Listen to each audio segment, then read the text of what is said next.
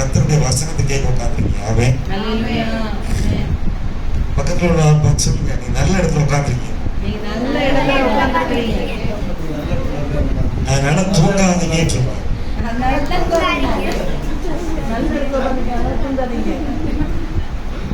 தூங்குனீங்கன்னா நான் பக்கத்துல வந்து praise the Lord good morning சொல்லி நான் கட்டி பிடிச்சி ஒரு முத்தம் கொடுத்துருவேன்.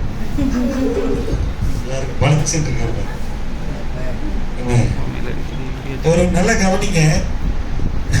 பாஸ்டர் நீ சொன்ன மாதிரி நான் ஒரு பெரிய ஆள் கிடையாது. 25 வருஷம் கர்த்தர் பயன்படுத்துகிறார் இந்தியா முழுவதும். நான் ஒரு மிஷினரியாகும். சீசத்துவத்தில் டிசைபிள் மேக்கிங், சீசர்களை உருவாக்க பைபிள் ஸ்கூலில் தான் வேலை டீச்சிங் பண்ணி மக்களை உருவாக்க. நான் மதுரையில் இருந்தேன். மதுரையை விட்டு முசிறி திருச்சி மாவட்டத்தில், நாமக்கல் கரூர் மாவட்டம் பக்கத்தில் அங்கே ஒரு பைபிள் ஸ்கூல் ஆரம்பித்து அங்கே போய் 1 வருஷம் ஆச்சு. போன ஏப்ரலில் போனோம். நான் களிமண், நான் என்னது அவர் வந்து தான் பயன்படுத்துகிறார். எனக்கு 52 வாரத்தில் 52 ஊரில் இருப்பேன் ஒரு வருஷத்தில். எங்கே இருக்கு சொல்லுவேன். என் மகனை பள்ளிகளை கூட்டிகிட்டு போக வாய்ப்பு இருக்கும், சில சமயம் இருக்காது. ஜெபிங்க. பாஸ்ட் நல்ல ஊழியர் செய்கிறாரு. பத்தலப்பட்டில் ஆரம்பத்தில் 4 வருஷம் ஆச்சா? ஃபஸ்ட்டு 4 வருஷம். ஆமாம், 5 வருஷம் ஆச்சு. 3 வருஷம் தான் ஆகுது. சரி பரவாயில்ல. ஆண்டவர் வந்து இன்னும் நிறைய அறுவடையை தருவார். நீங்கள் ஜெபிக்கணும், ரொம்ப ஜெபம் பண்ணணும், ரொம்ப என்ன செய்யணும். டிவி பார்க்கக்கூடாது. டிவி பார்க்க என்ன சொன்னால் கண்ணை ரொம்ப தூக்கம் வந்துடும். டிவி பார்க்கக்கூடாது, செல்ஃபோன்லாம் பார்க்க, சின்ன பிள்ளைங்களாம் அதிகமாக பார்க்கக்கூடாது. இன்னைக்கு நான் சுருக்கமாக சில காரியங்களை சொல்ல போகிறேன்.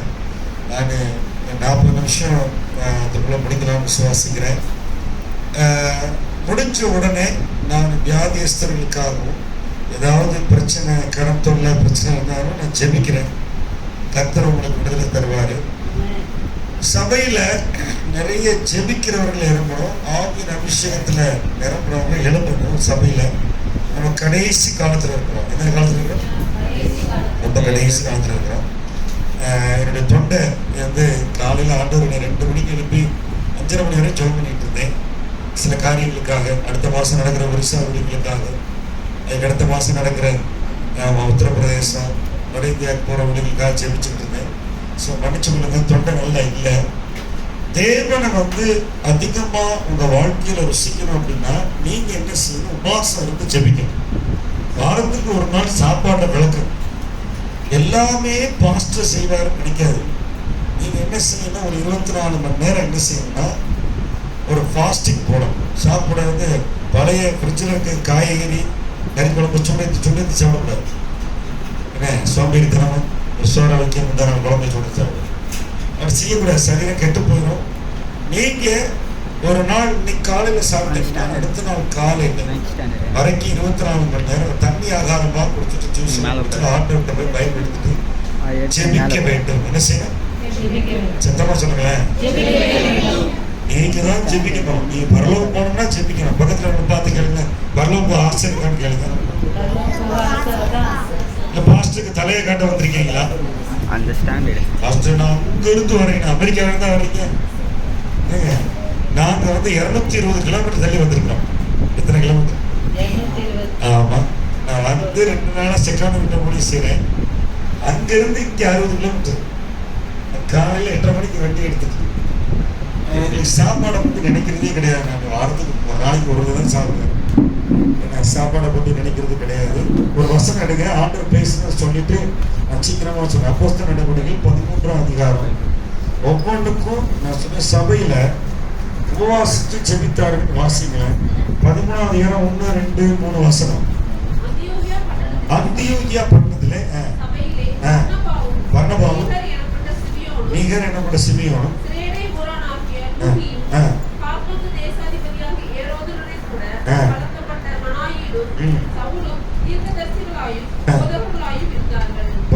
ஒரு சபையில 5 பாஸ்டர் இருந்தாங்க. 5 பேரும் தீர்க்கதரிசி போதகர். ஒரு ஆமென் சொல்லுங்க. சபையில் நிறைய ஊழியக்காரர்களும் எல்லாமே பாஸ்டர் செய்ய மாட்டார். ஜெபிக்கணும். கீழே வாசிங்க 2, 3 வாசனம். கர்த்தருக்கு ஆராதனை செய்து உபவாசித்துக் கொண்டிருக்கும் போது பர்னபாவை சவுலையும் நான் அழைத்த விசேஷ ஊழியத்துக்காக என்று பரிசுத்த ஆவியானவர் பேசினார். அடுத்த வாசகம். அப்பொழுது மறுபடியும் உபவாசித்து ஜெபம் பண்ணி அவர்கள் மேல் கைகளை வைத்து அவர்களை எங்க ஊழியத்துக்கு அனுப்பினார்கள். 12ஆம் அதிகாரம் அப்படி 12ஆம் அதிகாரம் 5ஆம் வசனம் வாசிக்கிறோம். அதுல அப்படியே பேதுரு சிறைச்சாலையிலே காக்கப்பட்டிருக்கையில் சபையார் பேதுருவுக்காக தேவனை நோக்கி ஊக்கத்தோடே ஜெபம் பண்ணினார்கள். ஒரு ஆமென் சொல்லுங்க. ஜெபம் பண்றது என்னன்னா, தேவனுடைய சித்தம் என் வாழ்க்கையில, என் குடும்பத்துல, என் சபையில நடக்கணும். ஜெபம் உங்க மாம்ச சிந்தையில மனசு மாம்சம் இருந்த மாதிரி நீங்க நடக்கல. டெய்லி காலை 4 to 6 ஜெபிக்கணும். எத்தனை மணிக்கு? 4 to 6. பாஸ்டர் சொன்னா பாஸ்டர் வரணும் போறோம். 2016 ரூபா நோட்டு செல்லாதுன்னு மோடி சொல்லிட்டாரு. யார் சொன்னா? 2016 நவம்பர் 16. அப்ப 500 1000 செல்லாதுன்னு மக்கள் அலக்கழிச்சு தண்டமானாங்க. இப்ப இந்த வருஷமும் ஒரு பஞ்சம் வரப்போது இல்ல, ரூபா நோட்டு செல்லாதுன்னு சொல்ல போறாங்க. பாத்துங்க. ஆமா, நீங்க சேர்த்து வச்செல்லாம் யாருடையதாகும்?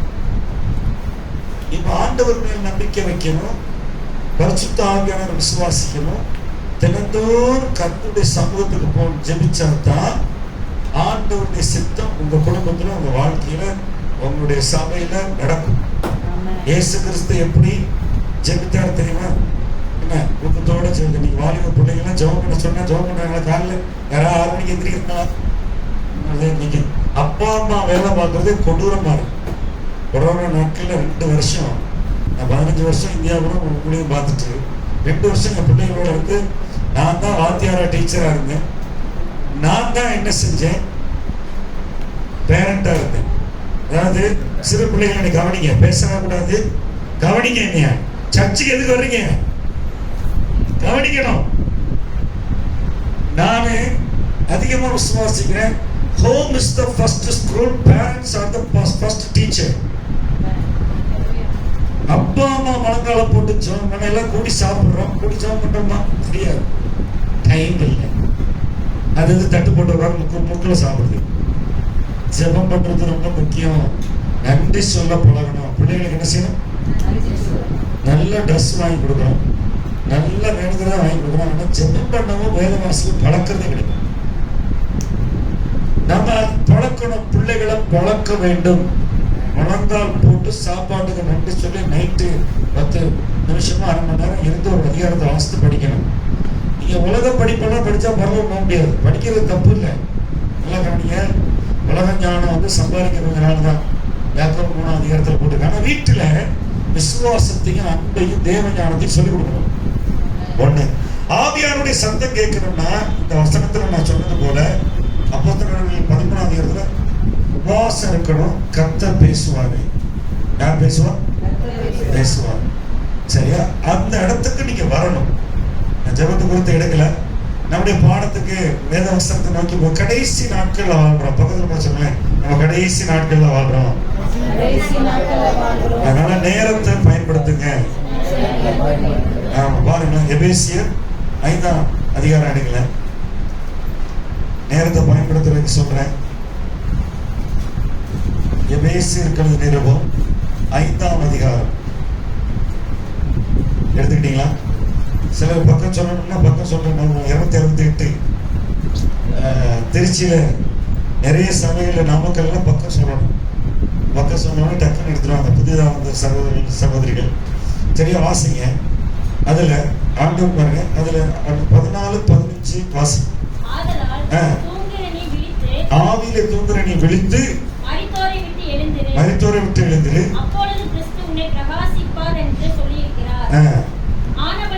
ஆனபடினாலே நீங்கள் ஞானமற்றவர்களைப் போல நடவாமல் ஞானமுள்ளவர்களைப் போல கவனமாய் நடந்து கொள்ள பார்த்து நாட்கள் கொள்ளாதவைகளானதால் காலத்தை பிரயோஜனப்படுத்திக் கொள்ளுங்கள். அடுத்த வசனம். ஆகையால் நீங்கள் மத்தியற்றவர்களாய் இல்லாமல் கர்த்தருடைய கர்த்தருடைய சித்தம் என்ன என்று உணர்ந்து கொள்ளுங்கள். ஆமென் சொல்லுங்களேன். கர்த்தருடைய சித்தம் என்னதுன்னா, நீங்க சமாதானமா இருக்கணும், சந்தோஷமா இருக்கணும், கிருபைக்குள்ள இருக்கணும். அடிக்கடி தொந்தரவு, தொல்லை, பிரச்சனை, வேதனை இதை வாய் திறந்து பேசக்கூடாது. நீங்க ஆண்டவருடைய பரமபிதா பாதத்துக்கு போறதே கிடையாது, பரமபிதாவை தேடுறதே கிடையாது. அப்புறம் எப்படி உங்களுக்கு வந்து ஆசீர்வாதம்? நேரம் கிடைக்கும் போது நீங்க ஜெபிக்கணும். என்ன சொல்லுங்க?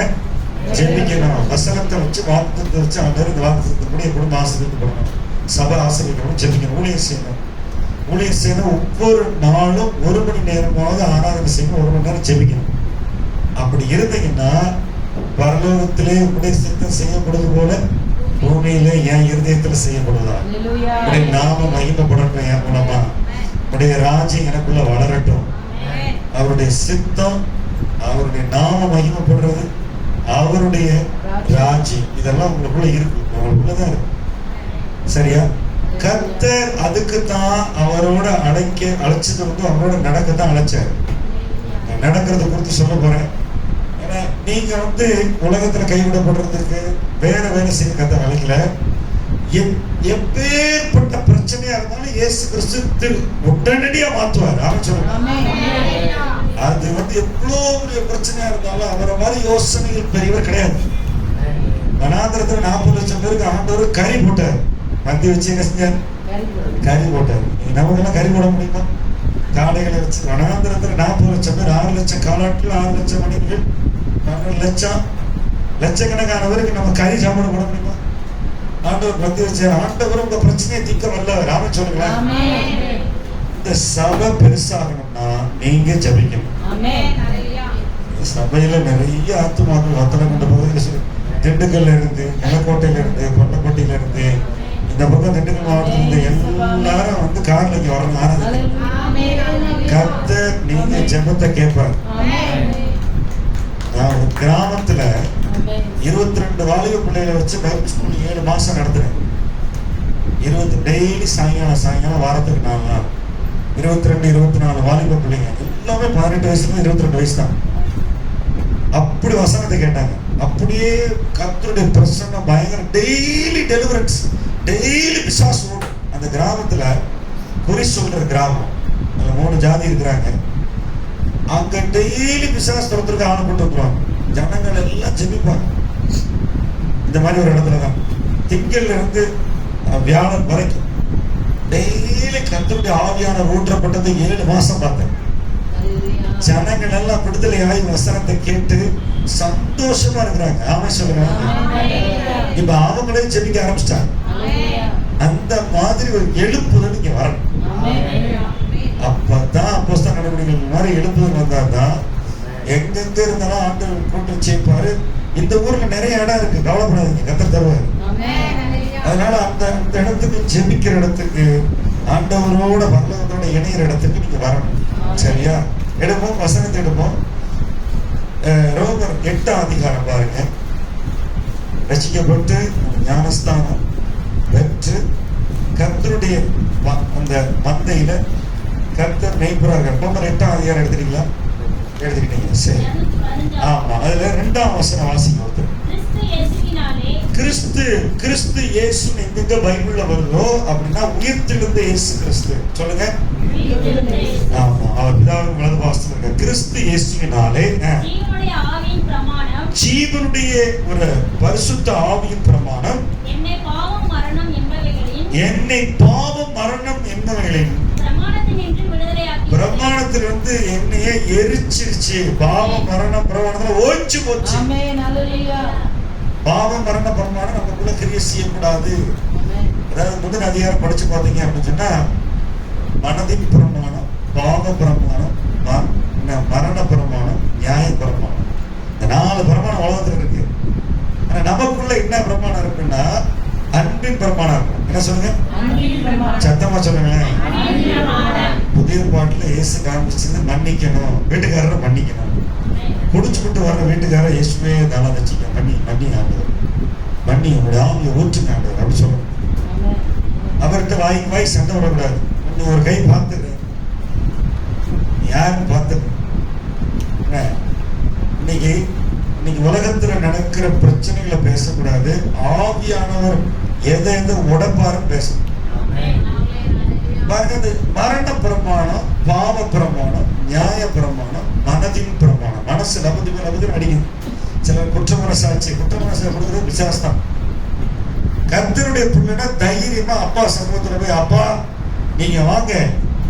பழைய பாட்டுல தேவனுடைய பிரசன்னம் சினாய்மலையில வரும்போது ஜனங்கள் எல்லாம் சொன்னாங்க, மோசே உம்முடைய தேவனிடத்தில் போய் உம்முடைய 10 கற்பனையில வாங்கிட்டு வா, நான் வரல அப்படின்னு சொன்னாங்க. ஏன் அப்படி சொன்னாங்கன்னா பயம் செத்து போயிடும். கர்த்தருடைய அப்பா சமூகமான புதிய பாட்டுல இயேசு கிறிஸ்து நமக்காக ரத்தம் சிந்தி நம்மளை நீதிமான்களா பிள்ளைகளை ஆக்கி வச்சிருக்காரு. ராம சொல்றேன், விசுவாசிக்கிறீங்களா? பிள்ளையா ஆக்கிட்டாருன்னா தைரியமா, ஆண்டவரே நான் சுத்தி இருக்க பிரச்சனையை பார்க்க மாட்டேன், நான் மன்னிக்கிறேன், அன்பு மன்னிக்கும். நீங்க எப்ப பார்த்தாலும் தவறான சின்ன சின்ன விஷயத்துக்கு சலனப்படாது. பிசாசு என்ன செய்வான்? தூண்டி விடுவான், ஏறி விடுவான். பிசாசுக்கு ஒரு பேர் என்ன? கொம்பேறி மூக்கன். டக்குன்னு எல்லாம் தெரியும். பிசாசுக்கு பேர் எடுத்து மாட்டுக்குள்ள பிறந்துக்கிட்டு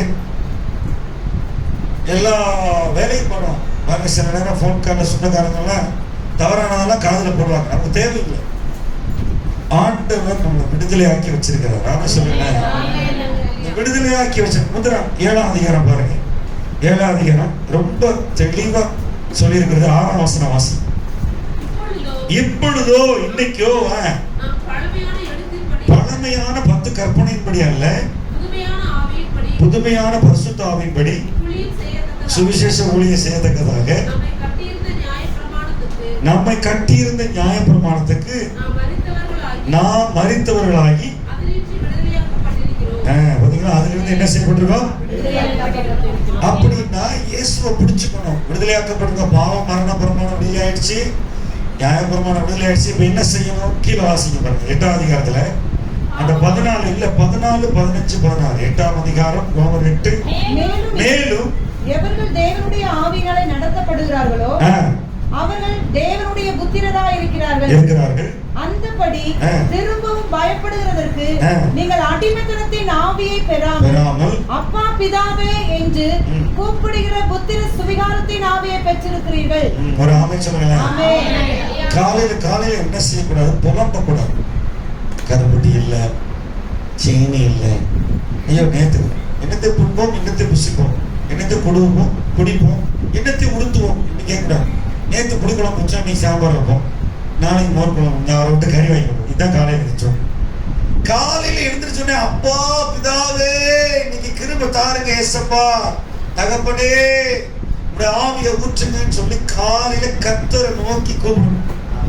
காபி டீ குடிக்க சொல்றது உங்களை யார் சொன்னா? பிரிட்டிஷ்காரன் சொன்னா? உங்க அப்பா அம்மா சொன்னாங்களா? காபி டீ உங்களை யார் சொல்லி குடிக்க பழகிட்டு? டீ குடிக்க சில பேர் பீடி சேர்த்து குடிக்கிற மாதிரி காபி டீ குடிச்சு. பிரிட்டிஷ்காரன் இந்தியாவை 2000 வருஷம் ஆண்டான். அவன் சீனாவில இருந்து வரும்போது என்ன செஞ்சுட்டான்? இந்த டீ தூளை கொண்டு கிரீன் டீ சொல்லி போட்டு டீ குடிச்சா நல்லா இருக்கும். என்ன மழை காலத்துல ஐப்பசி கார்த்திகை அடையணும். இங்க நம்ம ஊருக்காரன் என்ன செய்ய, மாட்டு பாலை கொஞ்சம் சேர்த்து சீனியை போட்டு திக்கா டீ காலையில காப்பி குடிச்சாதான் இந்த மாதிரி ஒரு தெம்பு வருது. சிலருக்கு 2 ரவுண்டு 3 ரவுண்டு சோறு மிச்சம் மீதி அடிச்சாதான் பவர் வரும். என்ன சோறுல பவர் கிடையாது. ஆண்டவர் உண்டாக்குன என்ன மாம்பழம், வாழைப்பழம், பலாப்பழம் சாப்பிட்டா பவர் வரும். என்ன ஆனா இட்லி, தோசை, முறுக்கு, ஆப்பம், பணியாரம் இதெல்லாம் சாப்பிட்டா ஆமா வயிறு தான் பெருசா போயிட்டே இருக்கு. புஷ் முன்னாடி சில சகோதரிகள் என்ன செய்ய, நைட்டு படுக்க போறோம், ஐயோ அது மிச்சமா போகுது வாயில போட்டு, இது மிச்சமா போகுது வாயில போட்டு, வாயில காலைல எதிர்க்க முடியுமா? 6 மணி. இது தேவனுடைய ஆலயம். இது யாருடைய? பரிசுத்த ஆவியானவர். சொல்லுங்களேன். இது கொண்டு ஆஸ்பத்திரியில கொண்டு கடத்தலாமா? டாக்டர் உங்களை வச்சு ஆடு மாடு மாதிரி அறுப்பு கூற போட்டுக்கிட்டு இருக்காங்க. டாக்டர் உங்களை சுகப்படுத்த மாட்டான். அவர் 20 லட்சம் ரூபாய் கொடுத்து படிச்சு கொடுத்துருக்காரு. உங்களை அறுத்து 5 டாக்டர் பாடம் படிச்சாதான் அவருக்கு 10 லட்சம் ரூபாய் கிடைக்கும். நீங்க மனுஷ கசாப்பு கடை மாதிரி ஆயிப்போச்சு. ஆஸ்பத்திரி ஆஸ்பத்திரி டக்குன்னு சுகமாயிருப்போம். முழங்கால் போட்டு ஏசப்பா என் பாவத்தை முன்னேறும், வீட்டுக்காரரை மன்னியும், என் தங்கச்சியை மன்னியும், திருட்டு 1 லட்சம் எடுத்துட்டு போனே தரலையே அவனை மன்னியும் அப்படின்னு சொன்னா வியாதி போயிடும். டக்குன்னு படுத்தா நைட்டு தூக்கம் வரும், நைட்டுலாம் தூக்கமா வரலன்னா மன்னிச்சுட்டா தூக்கம் வரும். ராம சொல்லுங்க.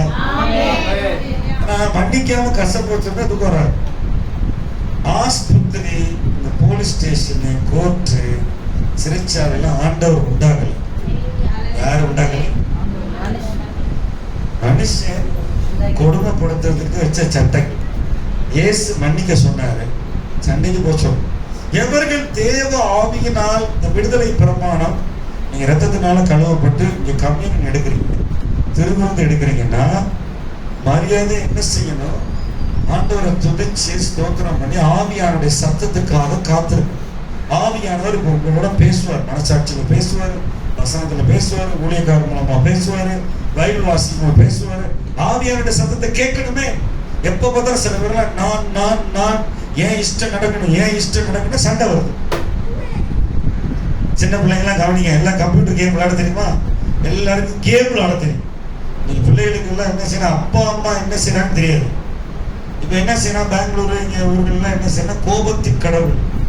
சண்டை போடுறது எப்படி, பிசாசுக்கு பேர் கோபத்தின் கடவுள் அப்படின்னு ஒரு கேமை செஞ்சு பிள்ளைகளை விளையாட சொல்றாங்க. அது என்ன, ஒரு பேய் உள்ள போயிருக்கு. சிலருக்கு என்ன கொலகார கடவுள், அதாவது துப்பாக்கி எடுத்து டப்பு டப்பு டப்பு டப்பு டப்பு டப்பு போற இடம்லாம் சுட்டுட்டே இருக்கு. அதான் கேம். ஏடா கேம், கொலை பண்றதுதான் கேமா? இப்படிலாம் சின்ன பிள்ளைகளுக்கு எல்லாத்தையும் பாருங்க. டிவியில கெட்ட கெட்ட காரியங்கள் கண்கள்ல வந்து ரொம்ப உலகம் கெட்டு கிடக்கும். உலகத்தை பத்தி பேசுற பிள்ளைகளுக்கு ஆவியின் வழி, வசனம், அன்பு, மன்னிக்க கத்து கொடுங்க. இந்த உலகத்துல வந்து அன்பு இல்லை. சொல்லுங்க, உலகத்துல இல்ல இந்த மனசுல இருதயத்துல ஏசப்பா அந்த அன்பு கூற சொல்லிதான் வந்தார். அன்பு ஆவியானவர், இயேசுவின் அன்பு ஆவியானவர் வழிநடத்தல் உங்களுக்கு வலது இடத்துல மாதிரி இருக்கணும். இருந்தா தான் பண்ணுவோம். நான் வாழ்றது வந்து இங்கே சட்டத்தொழிலே ட்ரெஸ், சட்டை, வீடு 25 வருஷம் ஊழியம் பார்த்து நான் வீடு சொந்த வீடெல்லாம் கட்டலாம்.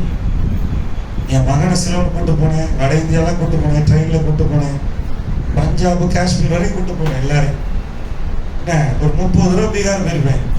எல்லாருக்கும் கூலி எப்படி நடக்குன்னு காமிச்சு கொடுத்தேன். இந்த உலகத்துக்காக மட்டும் நம்ம வாழக்கூடாது. அதெல்லாம் தருவார் ஆண்டவர். ஆமென் சொல்லுங்களேன். தருவார், எல்லாம் தருவார். நம்ம ஏசப்பா வந்து எதுக்கு ரத்தம் சிந்தினார்னா புத்திர சுங்காரத்துல வாழ்ந்து பரலோகம் வரணும். அதுக்குத்தான் ஆண்டவர் உங்களை கூப்பிட்டேன். நீ உலகத்தை பார்த்து வாழாத. இப்ப வந்து ஆவியின் சத்தம், அப்பா பிதாவின் கூப்பிட. இன்னொரு வசனத்தை எடுங்களேன், கலாத்தியர் 4ஆம் அதிகாரம். இது ஒரு பெரிய ரகசியம்.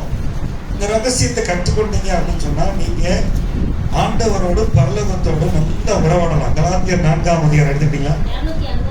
ஆமா, எடுத்துக்கங்க. அதுல 1-2 வசனம் நீங்க, நான் 3ஆம் அதிகாரத்துல ஒரு வசனத்தை வாசிட்டு அப்புறம் 4 வரலாம்.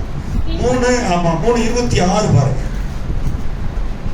3:26. நீங்கள் எல்லாரும் கிறிஸ்து இயேசுவை பற்றும் விசுவாசத்தினாலே தேவனுடைய புத்திரராய் இருக்கிறீர்களே. எல்லாரும் ஆமென் சொல்லுங்களேன். ஆமென். சத்தமா ஆமென் சொல்லுங்களேன். ஆமென். ஆமென் போடுறது யாருன்னா இங்க வானமண்டலத்துல பொல்லாத சேனைகள்.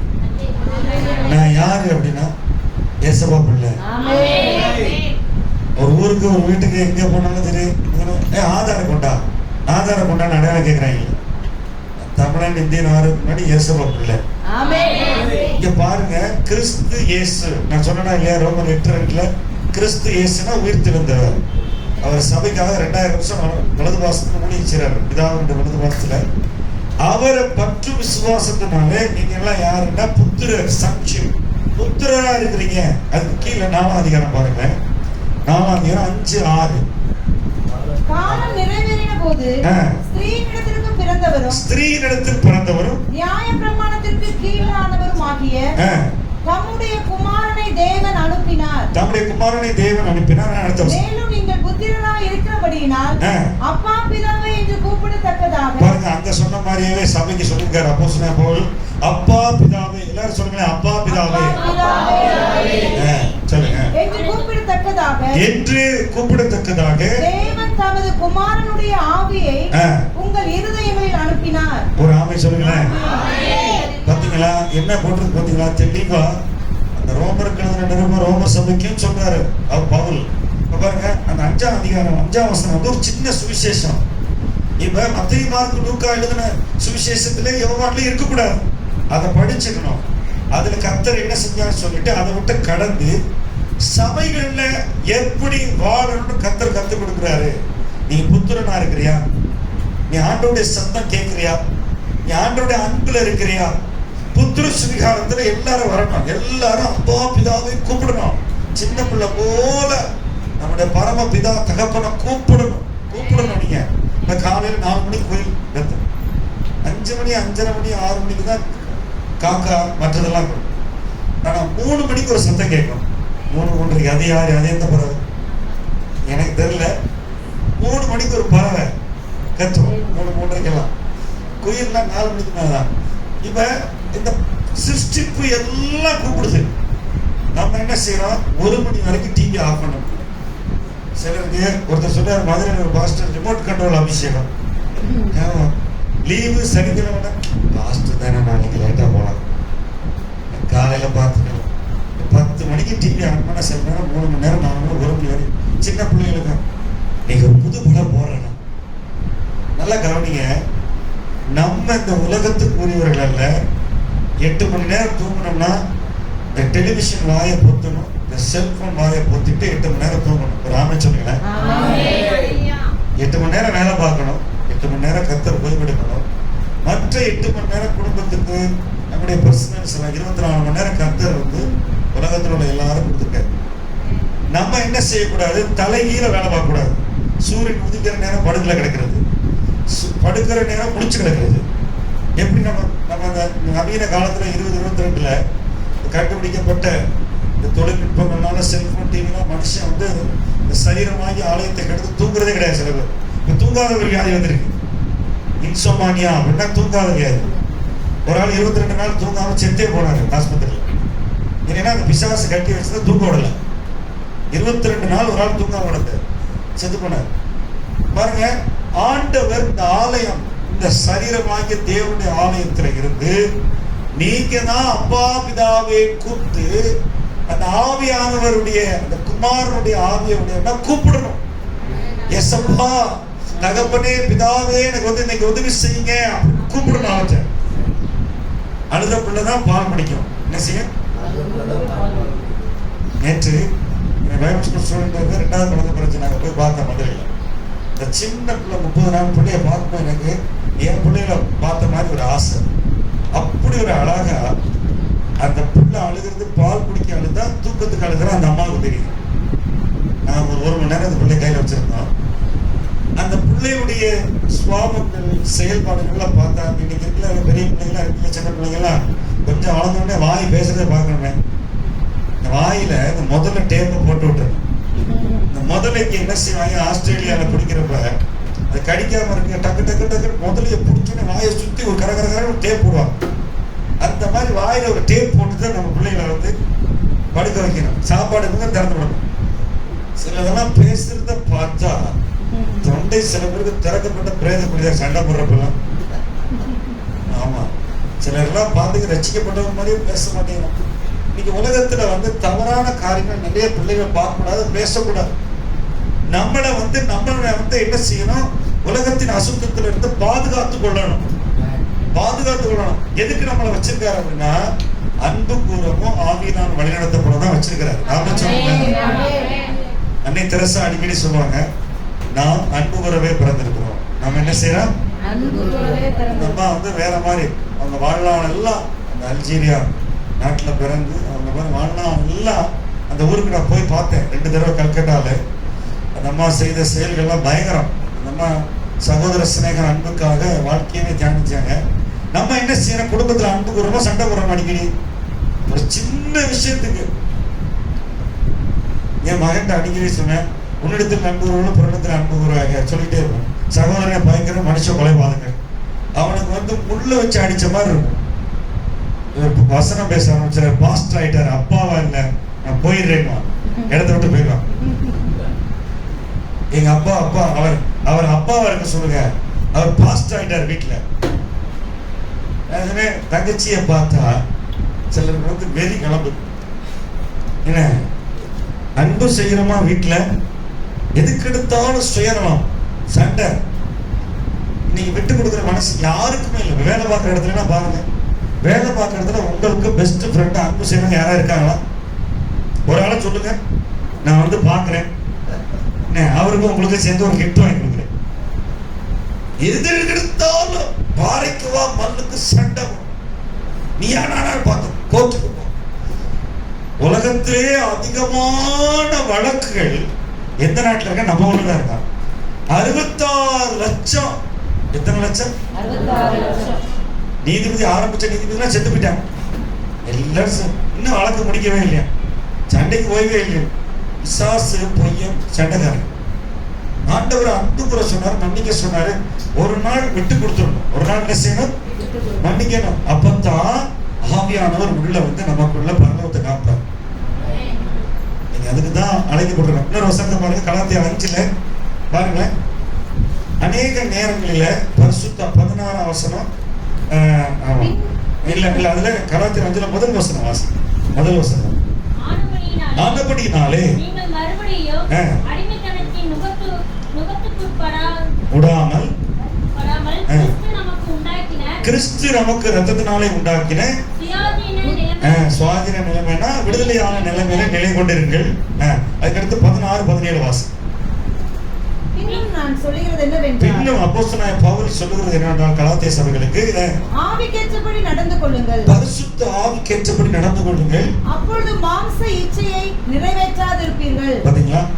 இந்த மாம்ச இச்சை, இந்த ரெண்டுக்கு இடையில போராட்டம். அடுத்த வசனம் பாருங்க. மாம்சம் ஆவிக்கு விரோதமாகவும், மாம்சம் ஆவிக்கு விரோதமாகவும், ஆவி மாம்சத்துக்கு விரோதமாகவும், பரிசுத்த நம்முடைய ஆவி மாம்சத்துக்கு விரோதமாகவும், மாம்சம் ஆவிக்கு விரோதமாகவும் இச்சிக்கிறது. நீங்கள் செய்ய வேண்டும் என்றிருக்கிறவைகளை செய்யாதபடிக்கு இவைகள் ஒன்றுக்கொன்று விரோதமாய் இருக்கிறது. ஒரு ஆமென் சொல்லுங்களேன். வீட்டுக்காரர் அவங்க வீட்டுக்கு கல்யாணத்துக்கு போகணும்னா நம்ம போறது கிடையாது, நீங்க மட்டும் போயிட்டு வாங்க. என்ன மனைவி வீட்டு கல்யாணத்துக்கு அவங்க போனா நீயும் பிள்ளைகளை கூட்டிட்டு போ, காசு தர, நான் வரமாட்டேன். பெண் வீட்டுக்காரவங்க மனைவி வந்து வீட்டுக்காரர் மாப்பிள்ளை வீட்டுக்காரரை பத்தி பேசக்கூடாது.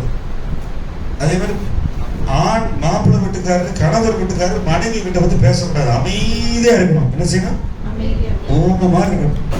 இயேசுவே மன்னிக்கிறேன், நடக்கிறதெல்லாம் நீ பார்க்கிறேன், மன்னி ஆண்டவரே, இன்னைக்கு நான் படுத்துக் கொள்கிறேன், நாளைக்கு புதிய நல்ல செய்திகளை கேட்கிறேன். கவனப்படுத்து. சிலருக்கு நான் சொல்ல புரியுதா? அநேக நேரங்கள்ல விரோதத்தை வந்து கிண்டி விடக்கூடாது. இப்ப சிலர் என்ன செய்யறாங்க, வீட்டுக்காரரை கண்டிக்கிறேன்னு சண்டையை ஒரு ரூபாய் கடைசியில் பேசாம வீட்டுக்குள்ளே 3 நாள் 4 நாள் 2 பேர் பேசாம இருங்க. முஸ்லீம் ஒரு பாஸ்டர் வீட்டில் போய் தங்கினேன். போன வருஷம் கொரோனா வந்துருச்சு. எனக்கு ஒரு டாக்டரை கேட்டேன். அவர் சொன்னாரு, அதெல்லாம் ஒன்றும் இல்லை பாஸ்டர், நீங்க நல்லா கறி சாப்பிடுங்க, டெய்லி ஒரு நாள் ஒரு கறி, ஒரு நாள் ஒரு கறி, ஒரு நாள் நாட்டுக்கோழி, ஒரு நாள் மட்டன், இப்படி சாப்பிட்டுட்டே இருந்தான். அந்த பாஸ்டர் வீட்டில் போய் தங்கியிருந்தேன் 12 நாள், ஒரு வாரம் 2 வாரம். பாஸ்டர் பண்ணியும் பேச மாட்டாங்க. எத்தனை நாள்? 12 நாள் பாருங்க. நான் யாருக்குமே கவுன்சிலிங் பண்ற மாதிரி இல்லை. 2 பேரும் பிடிவாதக்காரங்க. நான் சொன்னேன், என் மனைவி வீட்டில் ஜோம் பண்ணுவோம், தலையிட்டேன்னா நான் வீட்டை விட்டு வெளியே கூட லாக்டவுன் போட்டுருக்காங்க. எங்க போக முடியாது. இருக்கிறது நீ போய் கிச்சன்ல சமைச்சாலும் பரவாயில்ல, கிடைக்கிறது ஒளிஞ்சு போய் கறி வாங்கிட்டு வர்றது, ஒளிஞ்சு போய் பால் முட்டை இப்படிதான் வாழ்ந்துட்டு இருக்கோம். 8 பேருக்கு சமைச்சுக்கிட்டு இருக்கிறோம். ஆனா 2 பேரும் பேச மாட்டாங்க, ஒரே வீட்டுல தான் இருக்கிறாங்க. நான் என்ன சொல்றேன், அந்த பிள்ளைகள்லாம் கூப்பிட்டு வசனம் வாசிக்க சொல்லி ஜெபம் பண்ணிட்டு அப்படியே மாடிக்கு போறது, கீழே போறது, அப்படியே ரோட்ல வாக்கிங் போறது, ஜெபம் பண்றது, ஆண்டு உருமணத்தை தான் இருக்கு. கடைசியில 12 நாள் கழிச்சு 2 பேரும் பேசிட்டாங்க. அல்லேலூயா. 2 பேருமே பிடிவாதம் என்ன செய்யும்?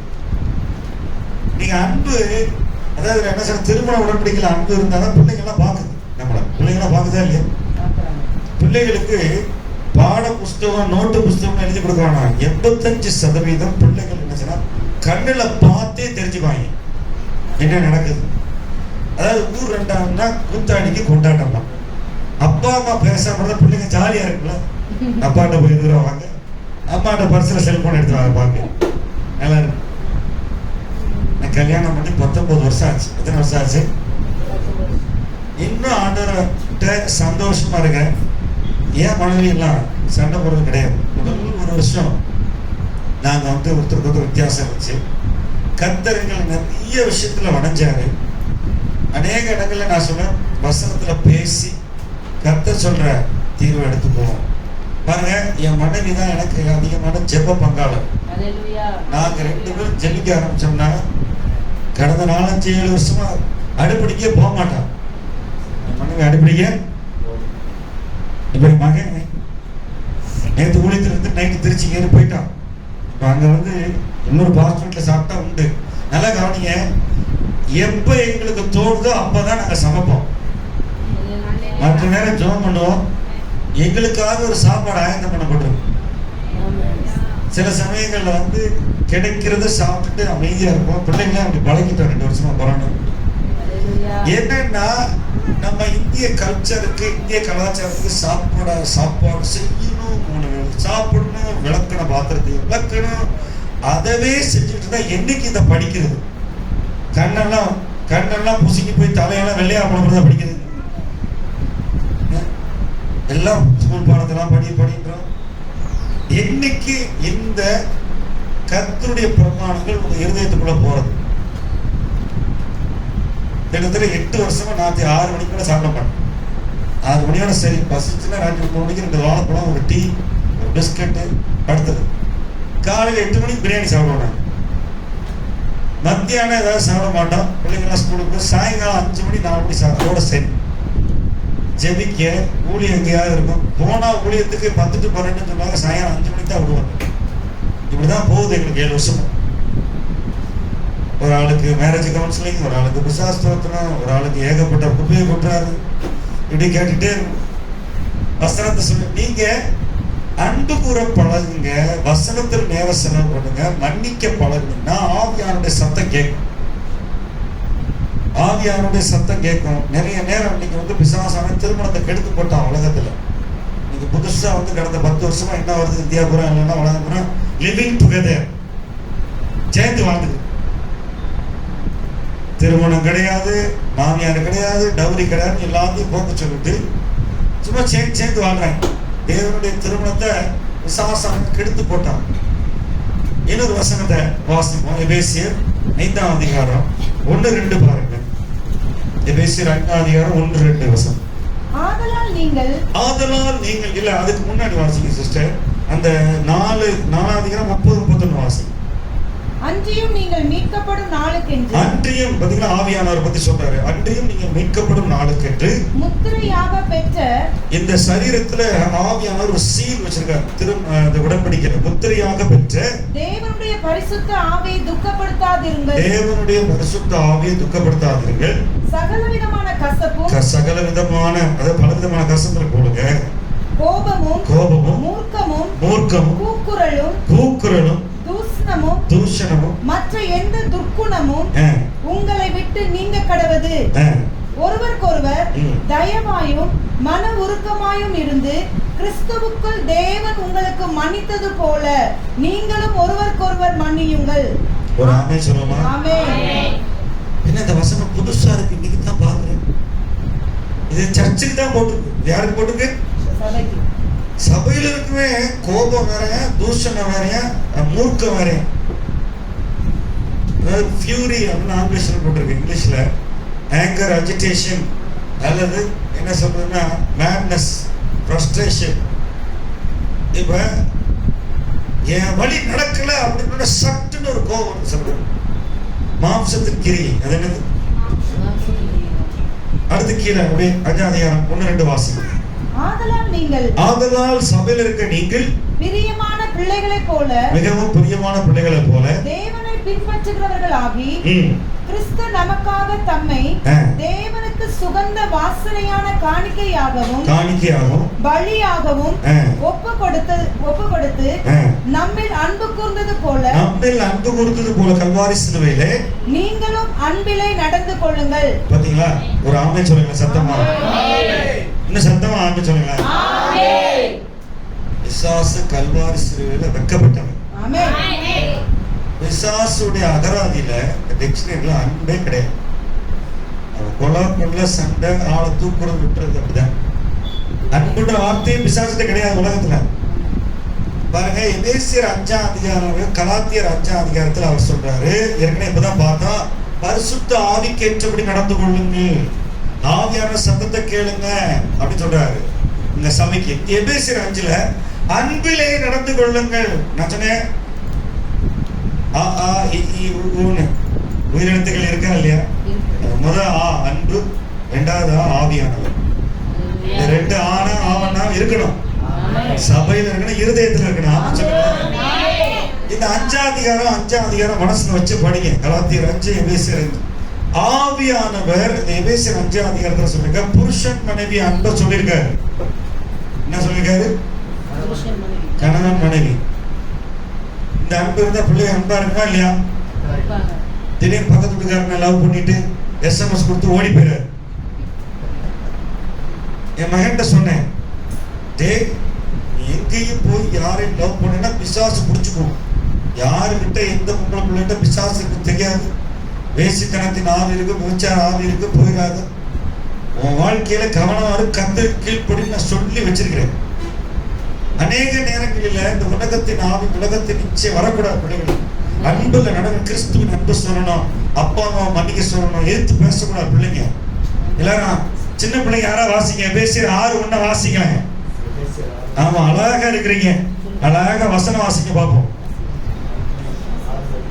எபேசியர் 6:1 எடுத்து இதை மனப்பாடம் பண்ணி சொல்ல வேணாமா? பெரியவங்க அமைதியா இருக்கணும். நான் சொல்லிட்டேன், சின்ன பிள்ளைங்க வாசிக்கிறேன், வாசிங்க. எல்லாரும் அப்படியே ஃப்ரீஸ் ஆகிற சின்ன பிள்ளை. மனப்பாடம்லாம் சொல்ல வேணாம், தினதே வாசிங்க. போதும் மனப்பாடம் பண்ண, வீட்டுல போய் அதிகாரத்தை மனப்பாடம் பண்ணுங்க.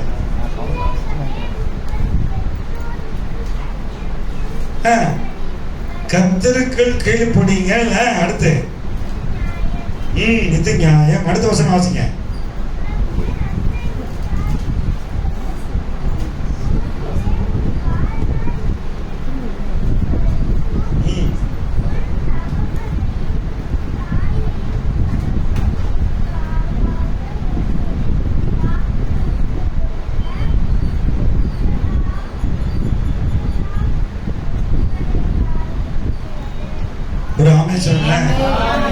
நிறைய பிள்ளை வாசிக்கல, இன்னொரு சின்ன பிள்ளை வாசிக்கிட்டான், வாசிக்க சொல்லி கொடுங்க. சபைக்கு இதெல்லாம் சொல்லணும் போட்டுருக்கேன். பாருங்க, பழைய ஏற்பாடு கற்பனை இல்லை, இது பழைய ஏற்பாடு. இந்த பிள்ளைங்க ஆஸ்பத்திரிக்கு போகக்கூடாது, பிள்ளைங்க வியாதி வரக்கூடாதுன்னா தகப்பனை தாங்கி கடன் பண்ணணும். எங்க அப்பா 80 வயசு உயிரோடு இருக்காரு, எங்க அம்மா இறந்து 10 வருஷம் ஆச்சு. நல்லா ஸ்கூட்டர் ஓட்டுறாரு, கண்ணாடி போடாம ஊர் சுத்துறாரு. 4 பிள்ளைகளுக்கு அவர் காசு கொடுக்குது. நான் அடிக்கடி கொடுக்கறது கிடையாது. என்ன, அவருக்கு மாசம் 50,000 வருது. எவ்வளவு செலவு இல்லாம சும்மா சுத்திட்டு புரோட்டா கடையில போண்டஸ் சாப்பிட அழைச்சிட்டு இருக்காரு.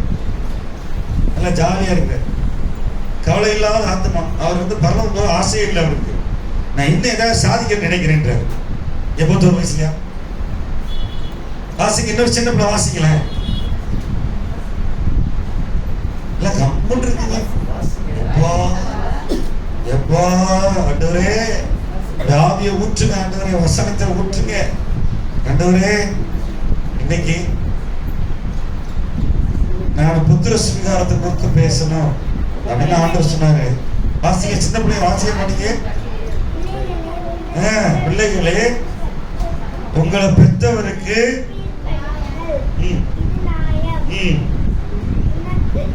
உனக்கு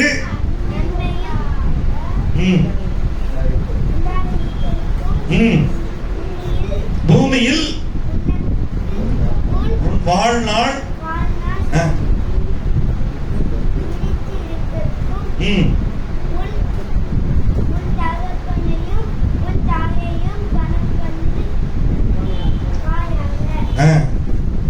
என்பதே வாக்குத்தத்தம் உள்ள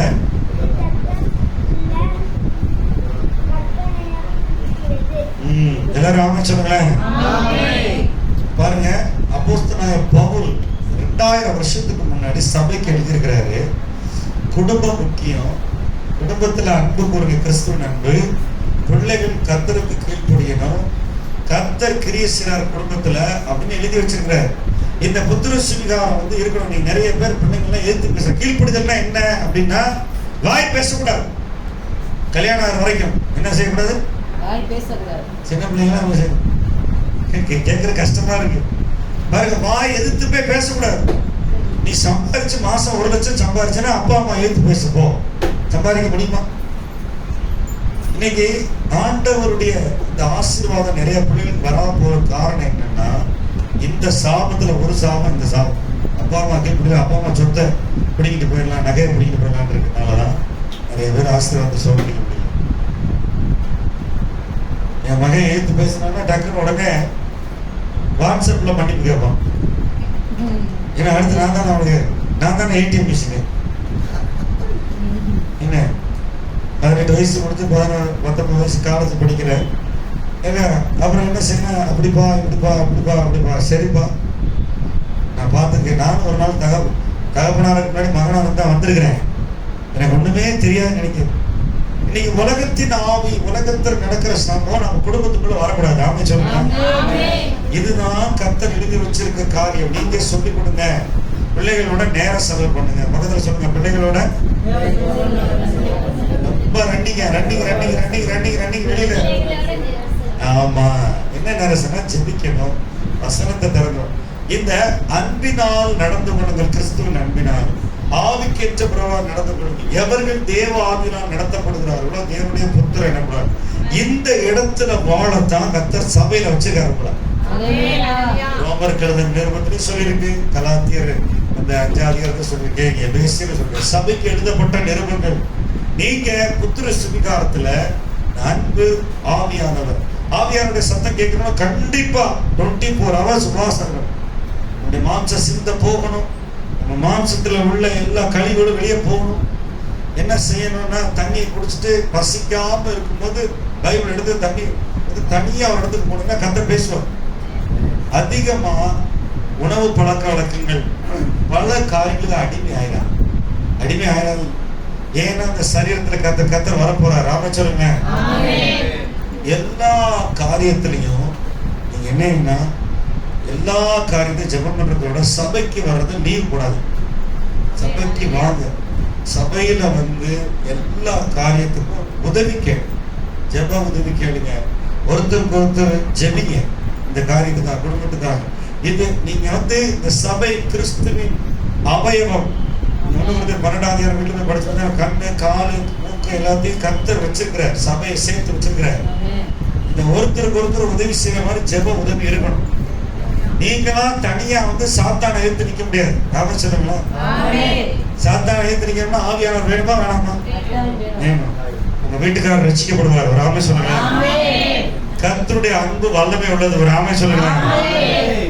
உலகத்துல இருக்க மரணம், உலகத்துல இருக்க பிசாசுடைய பயமுறுத்தலை காட்டிலும் கர்த்தருடைய அன்பு வல்லமை உள்ளது. பாத்தீங்கன்னா 40 நாள் கோலியாத்து என்ன செஞ்சாங்கன்னா, உங்ககிட்ட ஆம்பளைங்க இருந்தா சண்டை போடுறான், ஆம்பளைங்க இருந்தா சண்டை போட பயமுறுத்திட்டே இருந்தான். கர்த்தர் ஒரு ஆம்பளை தாவியை எழுப்பிட்டார். ஆவியை வச்சு பிசாசு என்ன செய்வான்? பயமுறுத்திட்டே இருப்பான். நீங்க கவலையே படாதீங்க.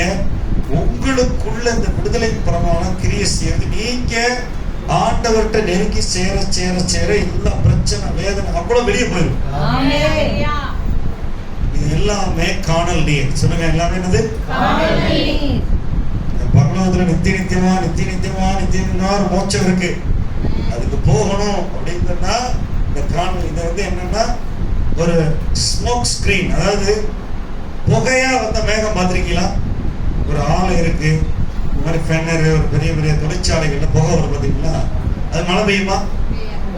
அது வந்து ஒரு சும்மா சாதாரண புகையா இருக்கிற ஒரு மேகம். அதுதான் கடந்து போறோம். ஆமே சொல்லுங்களேன். உங்களுடைய வாழ்க்கையில கர்த்தர் எதுக்கு அழைச்சிருக்காருன்னா, ஒரே ஒரு உதாரணத்தை சொல்லி நான் முடிச்சுறேன். பாத்தீங்கன்னா இந்த காகங்கள், உலகம்லாம் பாத்தீங்கன்னா நம்ம ஊர்ல நாங்க குடியிருக்கிற இடத்துல முஸ்லீம்ல காகம் கிடையாது. என்னன்னே தெரியல. இப்ப நாங்க ஊழியத்துக்காக கொரோனா நாட்கள்ல அங்க போயிருந்தோம்.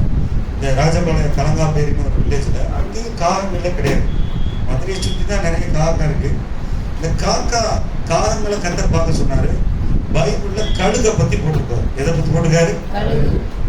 கழுகு என்ன செய்யும்னா, மழை பெஞ்சிச்சுன்னா மேகம்லாம் வந்து ஒரு 4000 அடி 3000 அடி பிளைன் பறக்கிற தூரத்துல சட சட சடன்னு மழை பெஞ்சுன்னா எங்கிட்டாவது ஒரு இடத்துல போய் ஓரஞ்சாரத்துல போய் ஒளிச்சுக்கோன்னு நினைக்காது கழுகு.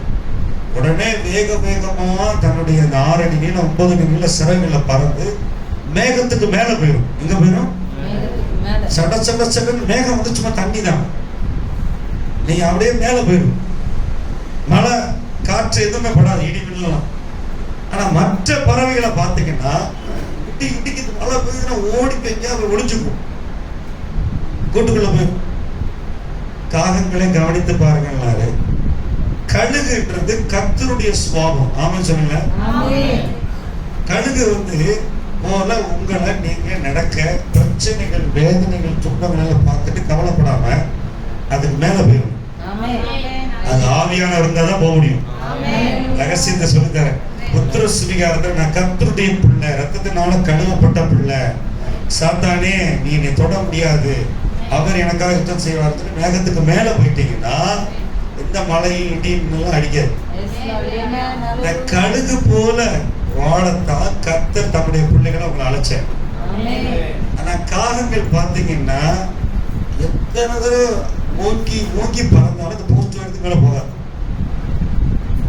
நீங்க எப்போதுமே நான் சொல்றேன், ஒவ்வொரு நாளும் ஒரு மணி நேரம் 1/2 மணி நேரம் வேதம் வாசிக்க ஆரம்பிச்சு ஜெபிக்க ஆரம்பித்து எடுத்துக்கொள்ளுங்க. நீங்க சபையில வந்து ஞாயிற்றுக்கிழமை மட்டும் கிறிஸ்தவனா இருக்க நினைக்காது. கண்களை மூடி ஜெபிப்போமா? கண்களை மூடி ஆண்டவர்கிட்ட ஒப்பு கொடுத்து கண்களை மூடி